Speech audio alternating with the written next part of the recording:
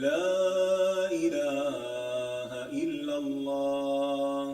الله أكبر. الله أكبر ولله الحمد. الله أكبر. الله أكبر. الله أكبر. لا إله إلا الله. الله أكبر. الله أكبر ولله الحمد. الله أكبر. الله أكبر. الله أكبر. لا إله إلا الله. نحمده ونصلي على رسوله الكريم، اما بعد، فاعوذ باللہ من الشیطان الرجیم، بسم اللہ الرحمن الرحیم، رب اشرح لی صدری ویسر لی امری واحلل عقدۃ من لسانی یفقہوا قولی۔ السلام علیکم ورحمۃ اللہ وبرکاتہ۔ آج سے ہم اپنے پروگرام قرآن کے موتی کا آغاز کر رہے ہیں اللہ کے نام سے۔ مومن اپنے ہر کام کا آغاز بسم اللہ سے کرتا ہے، اللہ کے نام سے کرتا ہے، کیونکہ اللہ ہی نے ہمیں پیدا کیا ہے، اللہ ہی ہمیں رزق دے رہا ہے، اللہ ہی کی طرف ہمیں لوٹ کر جانا ہے۔ لہذا ہمیں اس زندگی میں ہر کام کرتے ہوئے اپنے رب کو یاد رکھنا چاہیے۔ قرآن مجید کا آغاز بھی اللہ سبحانہ تعالیٰ نے بسم اللہ سے کیا، اور ہمارے لیے یہی مشروع کیا کہ ہم اپنا ہر قول اور عمل بسم اللہ کے ساتھ شروع کریں۔ پہلی وحی کا آغاز بھی اللہ کے نام کے ساتھ ہوا۔ جبریل امین نے پہلی مرتبہ جب نبی صلی اللہ علیہ وسلم کو قرآن مجید کی پہلی آیت سکھائی تو فرمایا اقرأ بسم ربک الذی خلق، اپنے رب کے نام سے پڑھ جس نے پیدا کیا۔ تو گویا عبادت ہو یا ہمارے دنیا کے کام ہوں، ان سب میں ہمیں اپنے رب کو یاد رکھنا ہے، اور اس کے بے شمار فائدے بھی ہیں۔ اللہ سبحانہ تعالیٰ کا نام بابرکت ہے، لہذا جب ہم اللہ کے نام سے کوئی کام شروع کرتے ہیں تو ہمارے کاموں میں برکت پیدا ہو جاتی ہے۔ قرآن مجید میں آتا ہے تبارک اسم ربک ذو الجلال والاکرام، بہت بابرکت ہے تیرے رب کا نام جو بہت عظمت والا، اکرام والا ہے۔ جب ہم عبادت کرتے ہیں تو کہتے ہیں ایاک نعبد و ایاک نستعین، صرف تیری ہی ہم عبادت کرتے ہیں اور تجھی سے ہم مدد چاہتے ہیں، کیونکہ ہم کمزور ہیں، ہم اللہ کی عبادت کا حق ادا نہیں کر سکتے۔ اس لیے کوئی بھی کام جو عبادت کی نوعیت سے تعلق رکھتا ہو، یعنی خاص عبادات سے، ان کے آغاز میں بھی اللہ کا نام لینا چاہیے، کیونکہ اس سے اللہ کی مدد حاصل ہوتی ہے، اور پھر مزید نیک کاموں کی توفیق بھی ہوتی ہے۔ انسان برائی سے بچتا ہے، شیطان کے وار سے محفوظ رہتا ہے، کیونکہ اللہ تعالیٰ کی مدد، توفیق اور سپورٹ انسان کو حاصل ہو جاتی ہے، اور انسان کے اندر کوئی فخر اور غرور نہیں آتا۔ وہ یہی سمجھتا ہے کہ جو بھی نیک کام میں کر رہا ہوں وہ اللہ کی مدد سے، اللہ کی توفیق سے ہی کر رہا ہوں، اس میں میرا اپنا کوئی کمال نہیں۔ وما توفیقی الا باللہ، نہیں مجھے توفیق مگر اللہ کے نام کے ساتھ ہی۔ پھر اسی طرح جب انسان بسم اللہ سے کام کا آغاز کرتا ہے تو انسان کو اخلاص نصیب ہوتا ہے، کیونکہ جب اللہ کا نام لیا تو اللہ کے نام کے ساتھ اللہ ہی کے لیے کام کرنا چاہیے، جو بھی کچھ ہم کریں۔ اور پھر اگر وہ کام صحیح ہے، عبادت کا ہے یا دنیاوی امور سے متعلق ہے، تو پھر ہماری نیت اور ہمارا قبلہ درست ہو جاتا ہے، انسان کو اخلاص نصیب ہو جاتا ہے۔ پھر اسی طرح یہ ہے کہ انسان جب اللہ کے نام کے ساتھ کوئی کام کرتا ہے تو اللہ کی نعمتوں کی یاد دہانی بھی ہوتی ہے، مثال کے طور پر اگر آپ پانی پی رہے ہیں تو جب آپ پانی پینے لگتے ہیں تو بسم اللہ کہتے ہیں، اور جب بسم اللہ کہتے ہیں تو آپ کو اللہ کی یاد آ جاتی ہے، اور پھر ساتھ ہی وہ نعمت جو آپ استعمال کر رہے ہیں اس کے بارے میں غور و فکر بھی نصیب ہوتا ہے کہ یہ اللہ نے پانی پلایا ہے، اور پھر انسان کا غور و فکر اسے کہیں سے کہیں لے جاتا ہے، اس کے اندر ایک وسعت پیدا ہوتی ہے، وہ سوچتا ہے کہ یہ پانی میرے گلاس میں کہاں سے پہنچا، کس نے اتارا۔ تو ظاہر ہے کہ پانی کا پیدا کرنے والا بھی اللہ ہے، اور تمام چیزوں کو اللہ سبحانہ وتعالیٰ نے پانی سے پیدا کیا، جیسا کہ قرآن مجید میں آتا ہے۔ ہم تک جو پانی پہنچتا ہے کچھ تو زمینی ذرائع سے اور بیسیکلی بارش کے ذریعے آتا ہے۔ بارش کیسے آتی ہے؟ سمندروں کا پانی بخارات کی شکل میں اوپر اٹھتا ہے اور پھر بادلوں کی شکل میں جہاں اللہ چاہتا ہے برساتا ہے۔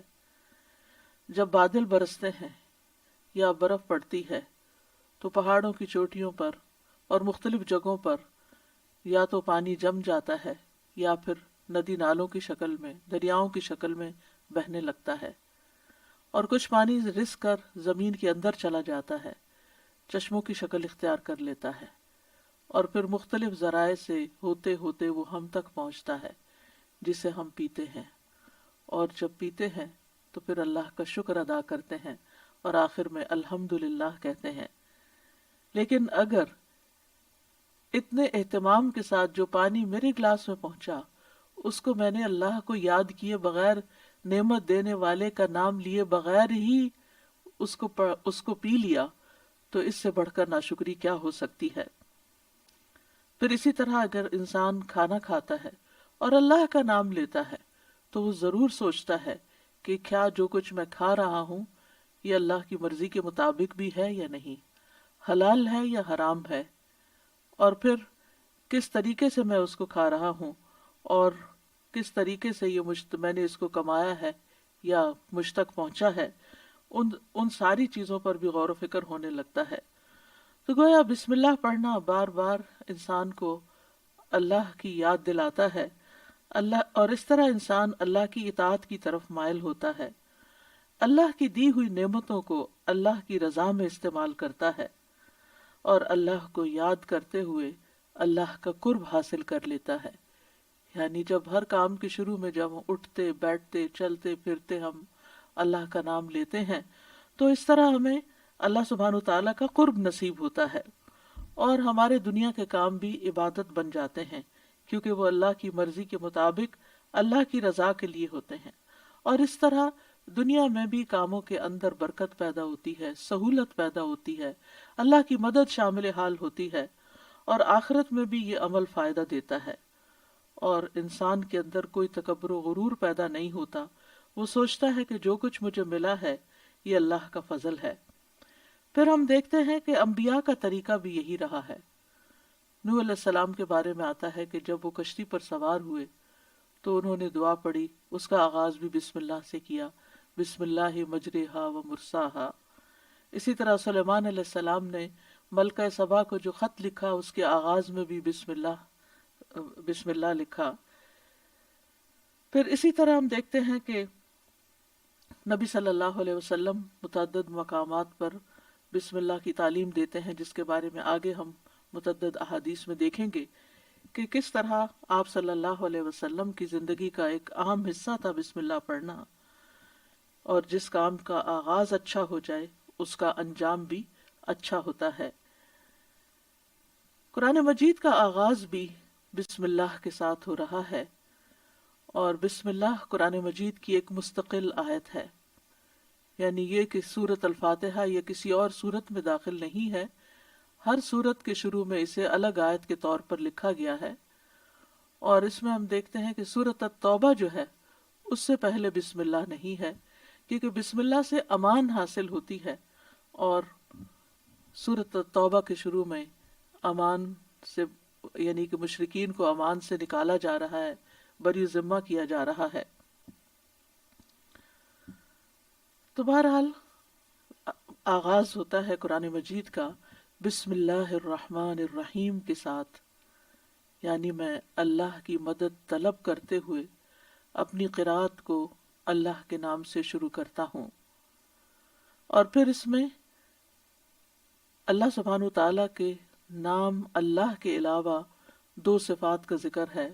الرحمن، ایسی ذات جس کی رحمت تمام مخلوق پر چھائی ہوئی ہے، اور الرحیم، ایسی ذات جو مومنوں پر آخرت میں بھی رحم فرمائے گی۔ جہاں تک لفظ اللہ کا تعلق ہے تو اس کو اسم الجلالہ بھی کہتے ہیں۔ اللہ کی اصل الالہ ہے، اور لغت عرب میں الہ 4 معنوں پر بولا گیا ہے۔ نمبر 1 المعبود، جس کی عبادت کی جائے۔ نمبر 2 الملجا، جس کی پناہ لی جائے۔ نمبر 3 المفزوع الیہ، گھبراہٹ میں جس سے مدد حاصل کی جائے۔ نمبر 4 المحبوب، وہ محبوب جس کے ساتھ عظیم محبت ہو اور اس کے بارے میں عقلیں حیران ہو جائیں۔ تو اللہ کا لفظ اللہ سبحانہ تعالیٰ کا اسم ذات ہے، یعنی ذاتی نام ہے، سب ناموں سے عظیم اور اعلیٰ ہے، اور یہ جلیل القدر نام اللہ سبحانہ تعالیٰ کے جتنے بھی باقی نام ہیں وہ سب اسی نام کی طرف لوٹتے ہیں، یعنی وہ اللہ ہی کے نام اور اللہ ہی کی صفات ہیں۔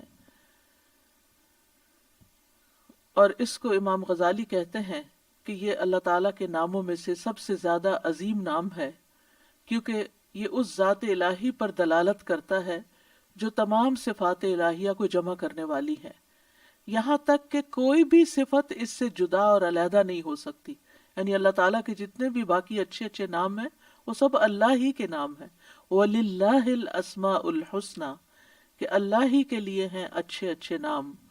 سورۃ الاسراء میں آتا ہے قُلِ ادْعُوا اللَّهَ أَوِ ادْعُوا الرَّحْمَٰنَ أَيَّمَّا تَدْعُوا فَلَهُ الْأَسْمَاءُ الْحُسْنَى، کہہ دیجئے کہ اللہ کو پکارو یا رحمان کو پکارو، تم جس کو بھی پکارو گے سو بہترین نام اسی کے ہیں۔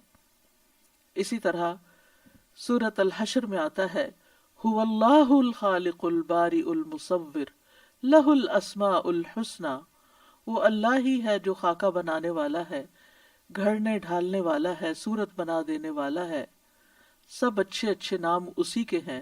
اسی کی تسبیح کر رہی ہے ہر وہ چیز جو آسمانوں اور زمین میں ہے، وہی سب پر غالب کمال حکمت والا ہے۔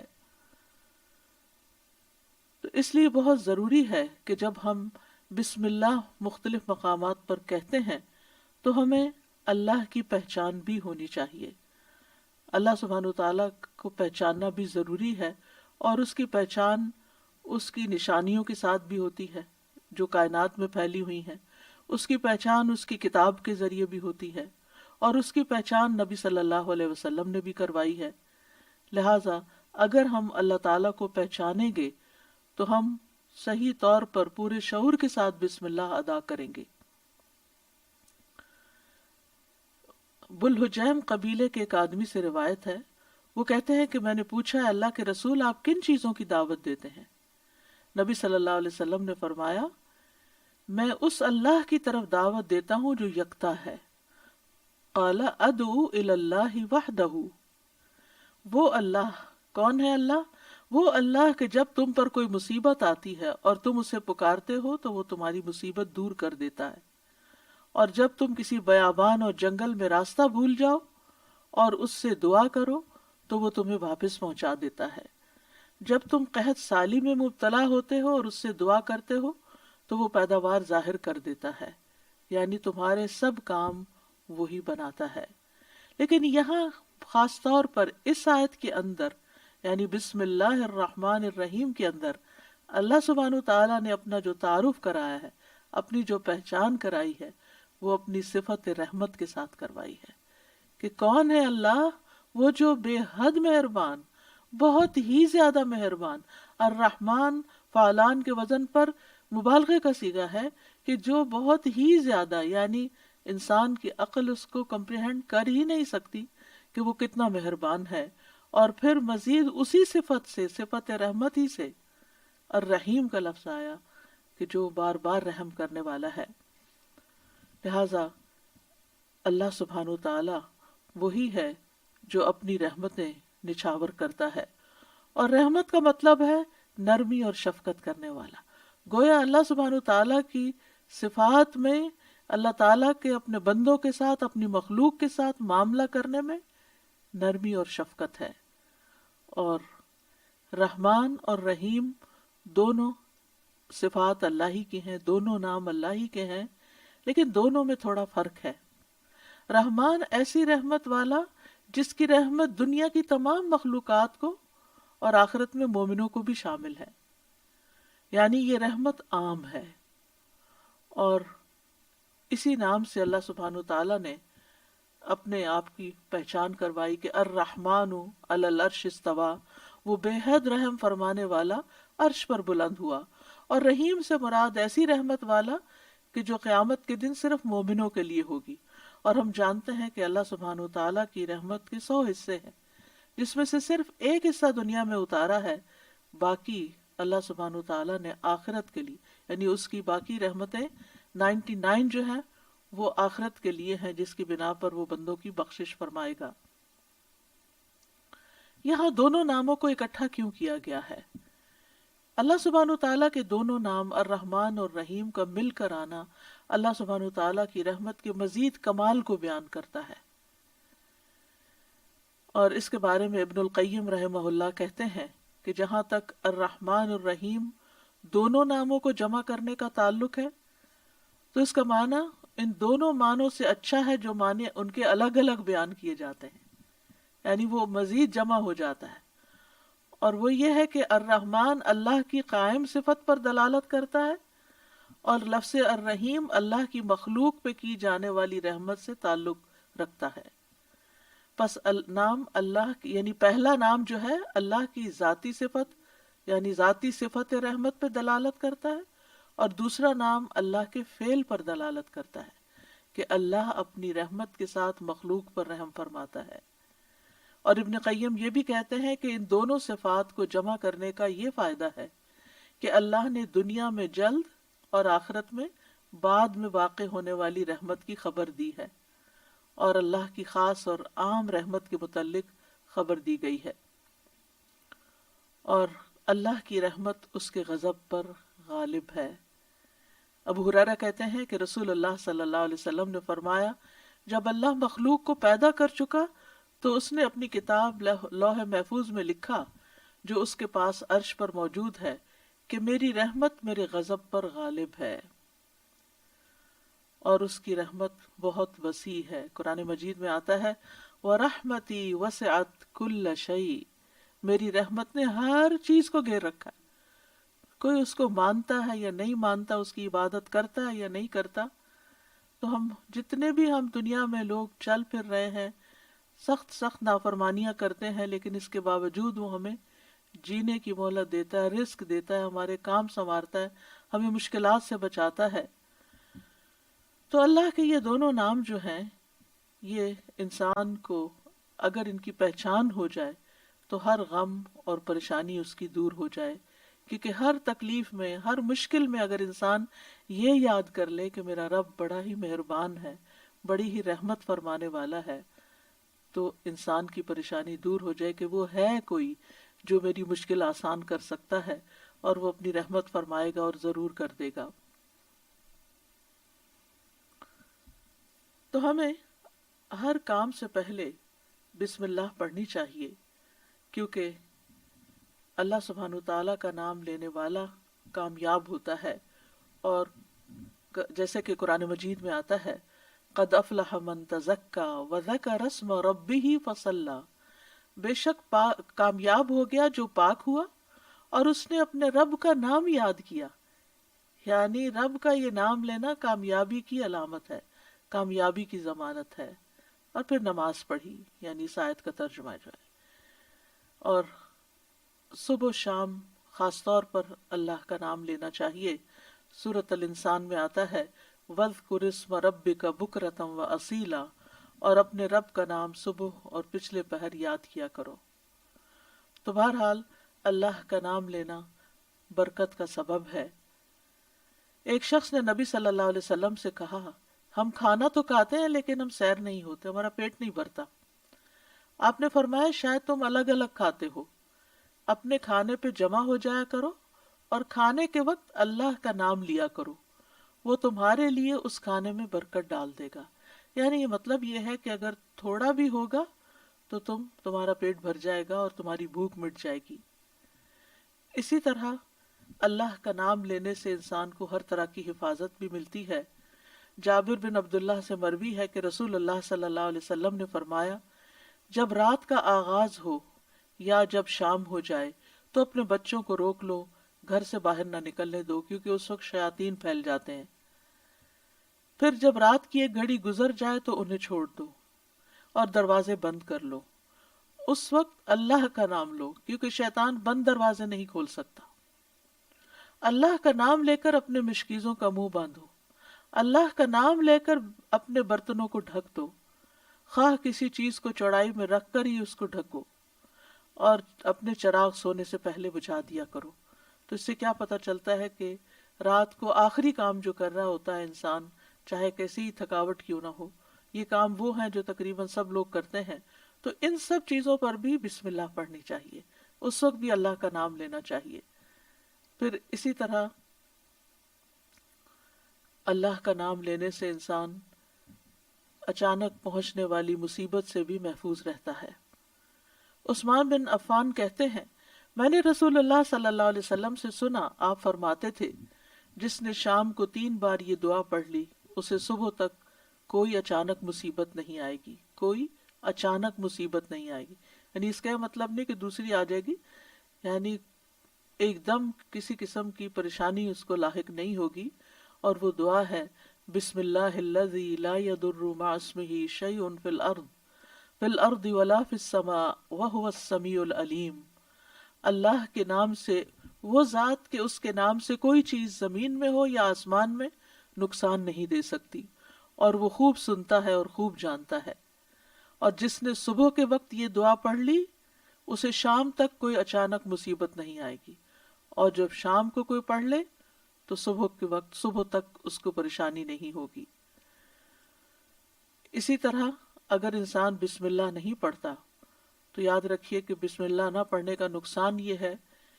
ابن عباس کہتے ہیں کہ ابلیس نے اللہ تعالیٰ سے کہا کہ تو نے اپنی ساری مخلوق کا رزق واضح کر دیا ہے، میرا رزق کس میں ہے؟ تو اللہ تعالیٰ نے فرمایا، ہر اس چیز میں جس پر میرا نام نہ لیا جائے۔ تو گویا جس چیز پر ہم اللہ کا نام نہیں لیتے وہ رزق پھر شیطان کے حصے میں چلا جاتا ہے، گویا ہم اپنے دشمن ہی کو فیڈ کرتے ہیں۔ قیامت کے دن بھی اللہ کے نام سے وزنی کوئی چیز نہ ہوگی۔ پھر اسی طرح اللہ کا نام لینے سے، یعنی اس دعا کے پڑھنے کے مواقع کون کون سے ہیں؟ نمبر 1، ہر کام شروع کرنے سے پہلے، تاکہ اس میں برکت اور مدد حاصل ہو، اس کے اندر قبولیت ہو، ہمیں اخلاص نصیب ہو۔ پھر خاص طور پر کھانا کھانے سے پہلے حضرت عائشہ کہتی ہیں کہ رسول اللہ صلی اللہ علیہ وسلم نے فرمایا، جب تم میں سے کوئی کھانا کھانے لگے تو چاہیے کہ اللہ تعالیٰ کا نام لے، پھر اگر شروع میں اللہ تعالیٰ کا نام لینا بھول جائے تو چاہیے کہ یوں کہے، بسم اللہ اولہ و آخرہ، اللہ کے نام سے اس کھانے کے شروع میں اور آخر میں بھی۔ پھر اسی طرح لباس اتارتے وقت بسم اللہ پڑھنی چاہیے۔ انس رضی اللہ عنہ سے روایت ہے کہ نبی صلی اللہ علیہ وسلم نے فرمایا، جنوں کی آنکھوں اور بنی آدم کی شرمگاہوں کا پردہ یہ ہے کہ جب ان میں سے کوئی اپنے کپڑے اتارے تو بسم اللہ پڑھ لے، یعنی اتارنے سے پہلے پڑھ لے، تو جن اور شیاطین کی نظر نہیں لگتی۔ اسی طرح جب آپ بچوں کو کپڑے تبدیل کروا رہے ہوں تو اس وقت بھی بسم اللہ پڑھ لیں۔ اسی طرح بیت الخلاء جاتے وقت، یعنی اندر پاؤں رکھنے سے پہلے بسم اللہ پڑھ کے دروازہ کھولیں۔ حضرت علی رضی اللہ عنہ روایت کرتے ہیں، کہتے ہیں کہ رسول اللہ صلی اللہ علیہ وسلم نے فرمایا، جنوں کی آنکھوں اور بنی آدم کی شرمگاہوں کا پردہ یہ ہے کہ جب ان میں سے کوئی بیت الخلاء جائے تو بسم اللہ پڑھ لے، یعنی وہاں بھی وہ یعنی کیونکہ جب انسان ننگا ہوتا ہے تو فرشتے، اس حفاظت کے فرشتے اس سے دور چلے جاتے ہیں، تو اس وقت حفاظت پھر کس سے حاصل ہوگی؟ جب آپ واش روم میں جانے سے پہلے بسم اللہ پڑھ کے پھر داخل ہوں گے۔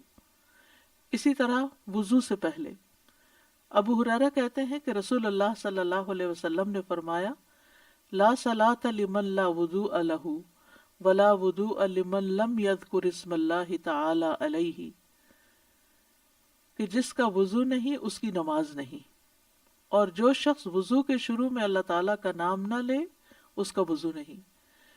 اب یہاں پر بعض لوگوں کو یہ پریشانی ہوتی ہے کہ ہم واش روم میں کھڑے ہوتے ہیں، وہیں سنک ہے، وہیں کموڈ ہے، تو پھر ہم بسم اللہ کس طرح پڑھیں؟ اس کے ایک تو یہ ہے کہ جب آپ وضو کی نیت سے جا رہے ہیں تو اندر داخل ہونے سے پہلے ہی پڑھ لیں اور جا کے ٹیپ کھول لیں اور اپنا وضو شروع کر دیں۔ دوسرا یہ ہے کہ آپ دل میں پڑھ لیں، لیکن اگر کوئی بھول گیا ہے تو جس وقت یاد آئے، یعنی وضو کے دوران اس وقت بھی پڑھ سکتا ہے۔ پھر اسی طرح اگر اس نے بالکل ہی پڑھنا ہی بھول گیا تو اس کا کیا مطلب؟ وضو ہوا ہی نہیں سرے سے، یا پھر یہ کہ اس کی نماز، اگر وضو نہیں ہوا تو کیا نماز ہی نہیں ہوئی؟ نہیں، اس کا مطلب یہ ہے کہ اس کا وضو کامل نہیں ہوا۔ یہاں علماء نے اس کا مطلب یہ کیا ہے کہ اس کے وضو میں نقص رہ گیا۔ وضو ہو جائے گا، نماز ہو جائے گی، لیکن وہ جو برکت حاصل ہونی تھی یا زیادہ ثواب ملنا تھا اس سے انسان محروم ہو جاتا ہے۔ پھر اسی طرح یہ ہے کہ قرآن مجید کی قرأت سے پہلے بسم اللہ پڑھنی چاہیے۔ قتادہ سے روایت ہے، وہ کہتے ہیں کہ انس رضی اللہ عنہ سے سوال کیا گیا کہ نبی صلی اللہ علیہ وسلم کی قرأت کیسی تھی، تو انہوں نے بیان کیا کہ آپ صلی اللہ علیہ وسلم کھینچ کر پڑھتے تھے، پھر آپ نے بسم اللہ الرحمن الرحیم کو پڑھا، یعنی بسم اللہ الرحمن الرحیم، یعنی مد کے ساتھ پڑھتے تھے الرحمن کو، الرحیم کو بھی کھینچ کر تلاوت کرتے تھے۔ پھر اسی طرح کھانا کھانے سے پہلے بھی عمر بن ابی سلمہ رضی اللہ عنہ کہتے ہیں میں بچہ تھا اور رسول اللہ صلی اللہ علیہ وسلم کی پرورش میں تھا۔ عمر بن ابی سلمہ جو ہیں یہ ابو سلمہ رضی اللہ عنہ کے بیٹے ہیں، ام سلمہ کے بھی بیٹے ہیں۔ ام سلمہ کی جب شادی ہوئی تو یہ نبی صلی اللہ علیہ وسلم کے گھر میں بچے آ گئے، یعنی آپ کے ربیب تھے اور آپ کی پرورش میں تھے۔ تو وہ کہتے ہیں کہ کھانا کھاتے وقت میرا ہاتھ برتن میں چاروں طرف گھوما کرتا ہے، جیسے بچے عام طور پر کرتے ہیں۔ تو رسول اللہ صلی اللہ علیہ وسلم نے مجھ سے فرمایا اے لڑکے بسم اللہ پڑھ لیا کرو اور دائیں ہاتھ سے کھایا کرو، اور برتن میں وہاں سے کھایا کرو جو جگہ تم سے نزدیک ہو، یعنی اپنے سامنے سے کھاؤ۔ وہ کہتے ہیں کہ چنانچہ اس کے بعد میں ہمیشہ اسی ہدایت کے مطابق کھاتا رہا۔ تو یہ کھانا یعنی ٹیبل مینرز ہیں، کھانا کھانے کے آداب ہیں، اور اس میں نہ صرف یہ کہ بڑوں کو اس کا اہتمام کرنا چاہیے بلکہ بچوں کو بھی سکھانا چاہیے۔ پھر اسی طرح گھر میں داخل ہوتے وقت بسم اللہ پڑھ کر داخل ہوں۔ جابر رضی اللہ عنہ سے روایت ہے، وہ کہتے ہیں کہ میں نے رسول اللہ صلی اللہ علیہ وسلم کو فرماتے ہوئے سنا جب آدمی اپنے گھر میں داخل ہوتا ہے تو وہ داخل ہوتے وقت اور کھانا کھاتے وقت اللہ کا نام لیتا ہے تو شیطان کہتا ہے کہ آج تمہارے لیے اس گھر میں نہ رات گزارنے کی جگہ ہے اور نہ ہی رات کا کھانا ہے۔ اور اگر وہ داخل ہوا لیکن اپنے داخل ہوتے ہوئے اللہ کا نام نہ لیا تو کہتا ہے تم نے رات گزارنے کی جگہ پا لی، اور اگر اپنے کھانا کھانے کے وقت اللہ کا نام بھی نہ لے انسان تو شیطان کہتا ہے تم نے رات گزارنے کی جگہ اور رات کا کھانا پا لیا، یعنی ہماری چیزوں میں پھر اس کی شراکت ہو جاتی ہے۔ اب دیکھیں کہ بہت سارے مسائل اور بہت ساری بیماریاں عام ہو چکی ہیں جن کی بعض اوقات تشخیص بھی نہیں ہو پاتی، اور پھر ہم بعض اوقات یہ سمجھتے ہیں کہ شاید جادو ہو گیا ہے یا پھر یہ کہ کوئی نظر لگ گئی ہے، لیکن اگر ہم ان آداب کا خیال رکھیں تو انشاءاللہ شیطان جو ہمارا دشمن ہے اس کے شر سے محفوظ رہیں گے۔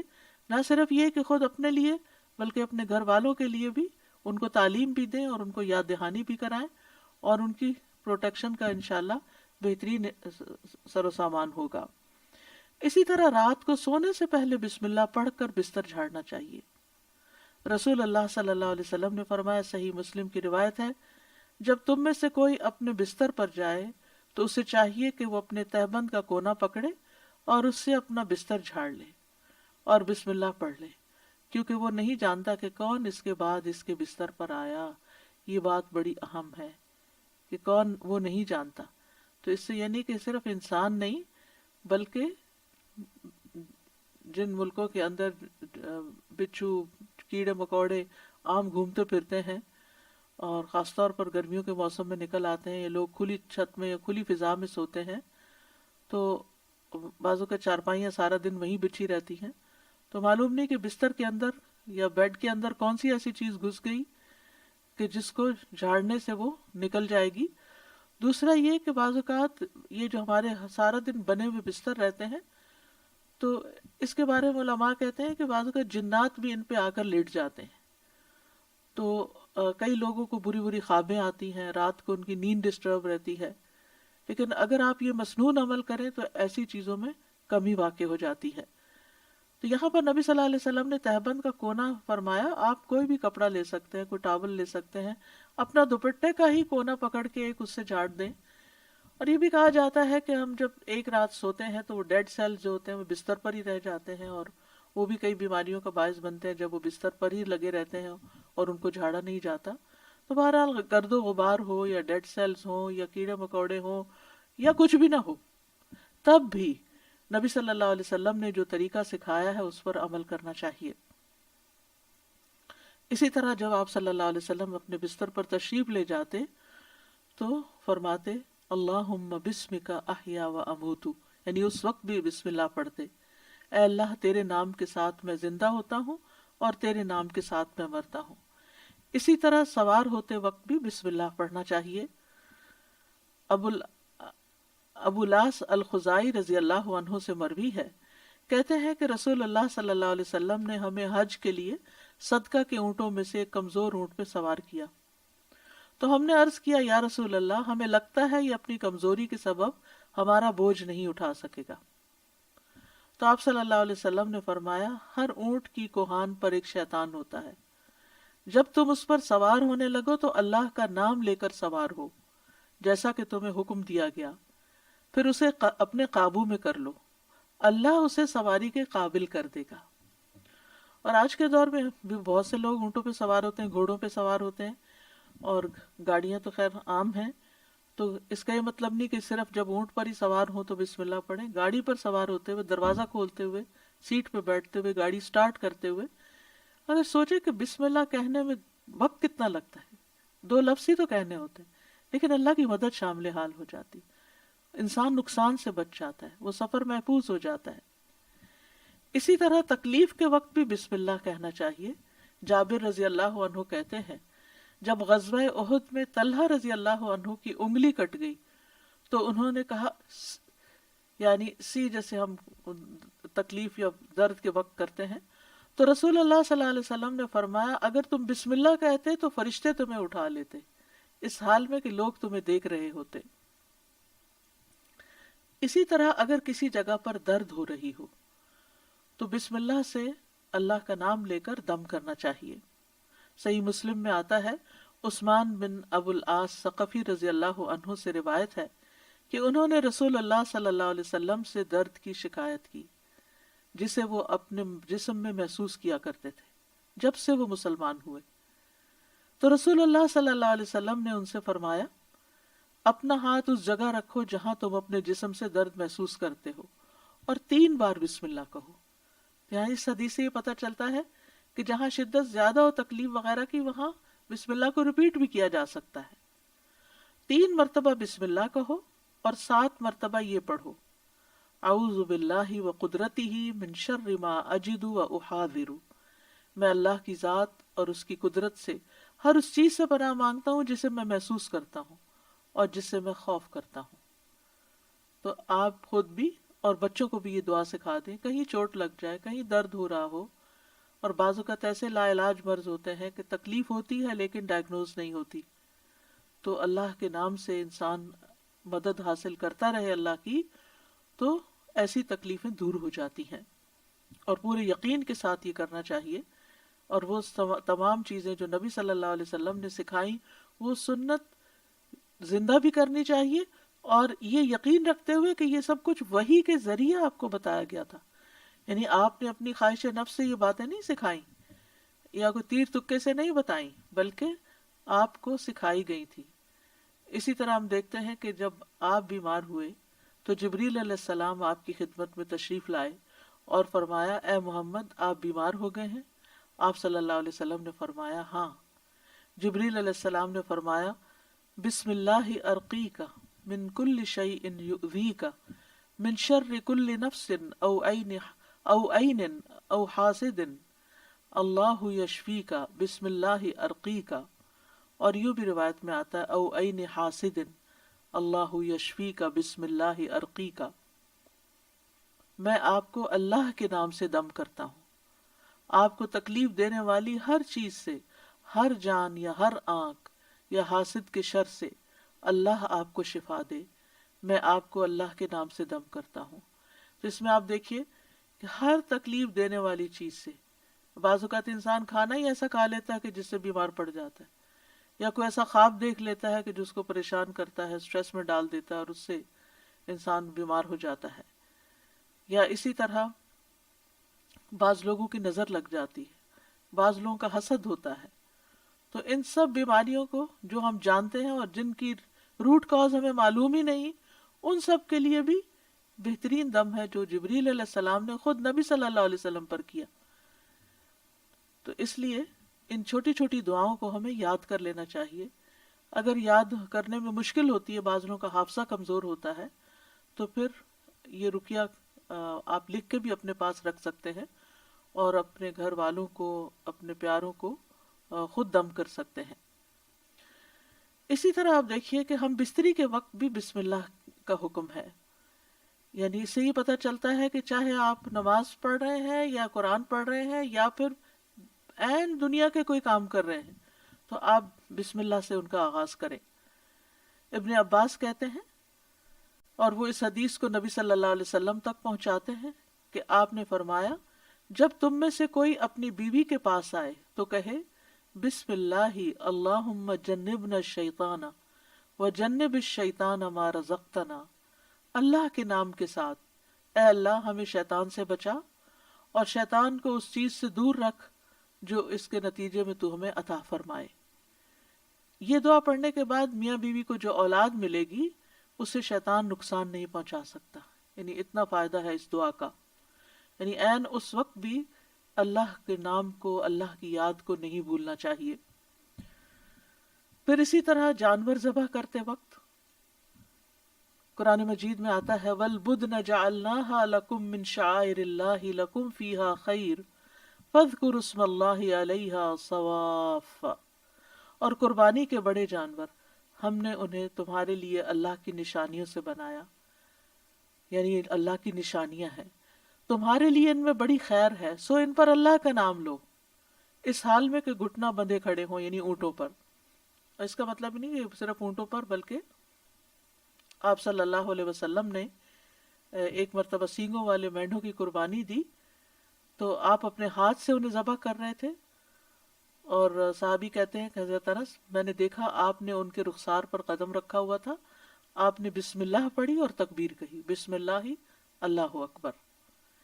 اسی طرح خط کے آغاز میں میت کو دفناتے وقت ابن عمر رضی اللہ عنہ سے مروی ہے کہ نبی صلی اللہ علیہ وسلم جب میت کو قبر میں اتارتے تو فرماتے بسم اللہ وعلی سنت رسول اللہ، اللہ کے نام سے اور رسول اللہ صلی اللہ علیہ وسلم کے طریقے پر۔ تو گویا آغاز بھی اللہ کے نام سے اور زندگی کا آخری مرحلہ بھی اللہ کے نام سے۔ تو کرنے کے کام یہ ہیں کہ ہر کام شروع کرنے سے پہلے اللہ کا نام لیں تاکہ آغاز اچھا ہو تو انجام بھی اچھا ہو۔ شروع میں لینا بھول جائیں تو جب یاد آئے تو بسم اللہ پڑھ لیں۔ مثلاً بعض اوقات ہم بہت مصروف ہوتے ہیں یا بہت شدید بھوک لگی ہوتی ہے تو ایک دم ہم کھانے پہ جیسے ٹوٹ پڑتے ہیں اور بسم اللہ نہیں پڑھتے، حالانکہ جب کھانا لگ جاتا ہے تو گھر کا بڑا جو ہے وہ کہتا ہے بسم اللہ، یعنی شروع کیجیے۔ تو یہ جو لفظ بسم اللہ ہے، بسم اللہ الرحمن الرحیم، اس میں صرف یعنی کہ یہ جار مجرور ہے اور اس میں یا تو فعل محذوف ہے یا پھر اسم محفوظ ہے یا محذوف ہے. محذوف کا مطلب ہے کہ وہ حذف کیا گیا ہے، موجود نہیں. کیوں؟ اس لیے کہ وہ انڈرسٹوڈ ہے کہ جب ہم کوئی کام کریں گے تو ہماری نیت میں وہ چیز ہوگی کہ اللہ کے نام سے میں پانی پیتا ہوں، اللہ کے نام سے میں کھانا کھاتا ہوں، اللہ کے نام سے میں سونے لگا ہوں، اللہ کے نام سے میں گھر سے نکلنے لگا ہوں. گھر سے نکلنے کے وقت کی دعا بھی یہ بسم اللہ ہی توکلت علی اللہ ہی. تو ہمیں اپنی ساری زندگی کا جائزہ لینا ہے کہ ہم کہاں کہاں بسم اللہ پڑھتے ہیں. آپ دیکھیے کہ اسلامک کلچر میں تو ہر موقع پر، یعنی جب کوئی کام نہیں کہا جاتا، آپ کے بھی دل میں ہوتا ہے دوسرے کے بھی، تو آپ صرف بسم اللہ کہہ کے اس کو سمجھا دیتے. مثلا آپ کے گھر کی بیل بجتی، آپ دروازہ کھولتے ہیں، آپ کا کوئی دوست کھڑا ہوتا ہے تو آپ کہتے ہیں بسم اللہ. یعنی اس کا یہ مطلب آپ یہ نہیں کہتے اندر داخل ہو جاؤ، یہ نہیں بولتے، آپ کہتے بسم اللہ. آپ آتے ہیں تو آپ اس کو بٹھاتے ہیں، وہ آپ کے لیے کوئی گفٹ لایا ہوتا ہے تو آپ کو کہتے ہیں بسم اللہ، یہ آپ کے لیے ہے. یعنی پورا جملہ بھی نہیں بولتے، صرف بسم اللہ. پھر اسے آپ اس کو کھانے پہ بٹھاتے ہیں، کھانا پیش کرتے ہیں تو کہتے ہیں بسم اللہ. ہاتھ دھلانے کے لیے جاتے ہیں تو کہتے ہیں بسم اللہ. یعنی بسم اللہ ہمارے یعنی ایسے لفظ ہیں کہ جو ہماری ساری ما فی الضمیر کو بیان کر دیتے ہیں، اور کہنے والا بھی جانتا ہے کہ وہ اللہ کا نام کیوں لے رہا ہے، اور سننے والا بھی سن رہا ہوتا ہے کہ وہ اللہ کا نام کیوں لیا جا رہا ہے یہاں.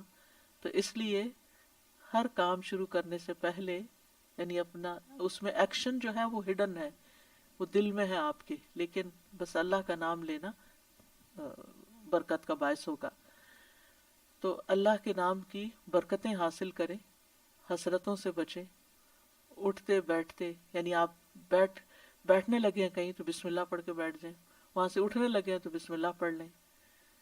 اپنی یہ عادت بنا لیں. اور بچوں کے سامنے ذرا اونچی آواز سے بسم اللہ کہیں تاکہ وہ سنیں اور بار بار سنتے رہیں. مجھے یاد ہے بچپن میں جب کوئی بچہ گر جاتا تھا تو ہماری پھوپھی ہمارے ساتھ رہتی تھی تو اس وقت بھی بسم اللہ پڑھتی، پھر اٹھاتے ہوئے، پھر اس چوٹ کو سہلاتے ہوئے. یعنی ہر دوسرے کام میں بسم اللہ بسم اللہ. بچوں کو دودھ پلاتے ہوئے، بچوں کو اٹھاتے ہوئے، ان کو چینج کرتے ہوئے. تو یہ یعنی بسم اللہ ہماری گھٹی میں پڑ جانی چاہیے کہ ہم کوئی کام اللہ کی یاد کے بغیر نہ کریں. جس سے انسان کو محبت ہوتی ہے وہ اس کے دل میں رہتا ہے اور اس کو ہمیشہ وہ یاد کرتا رہتا ہے. تو جو لوگ اللہ سے محبت کرتے ہیں، اور اللہ کا لفظ کا تو معنی ہی کیا ہے، ایک معنی یعنی مألوہ، یعنی جس سے شدید محبت کی جاتی ہے، جیسے اردو میں لفظ والہانہ کہتے ہیں آپ، والہانہ جس سے محبت کی جاتی ہے. تو اگر ہم اس کو اپنا اللہ سمجھتے ہیں، محبوب سمجھتے ہیں، اور اس سے والہانہ محبت کرتے ہیں اور اس کی طرف پناہ لینا چاہتے ہیں، اپنے دشمن سے بچنا چاہتے ہیں، تو پھر اس کے لیے آپ اپنی عادت بنا لیں. اور جتنے مقامات کا میں نے ذکر کیا ہے ان پر تو خاص طور پر بسم اللہ کہنا نہ بھولیں. انشاءاللہ آپ دیکھیں گے کہ اس کی برکت سے، کہتے ہیں نا بسم اللہ کی برکت، تو بسم اللہ کی برکت سے آپ کی زندگی کے بہت سے کام آسان ہوں گے، بہت سی پریشانیوں سے نجات ملے گی. تو آئیے ایک دفعہ ہم خوبصورت آواز میں بسم اللہ سن لیتے ہیں. بسم اللہ الرحمن الرحیم. بسم اللہ الرحمن الرحیم.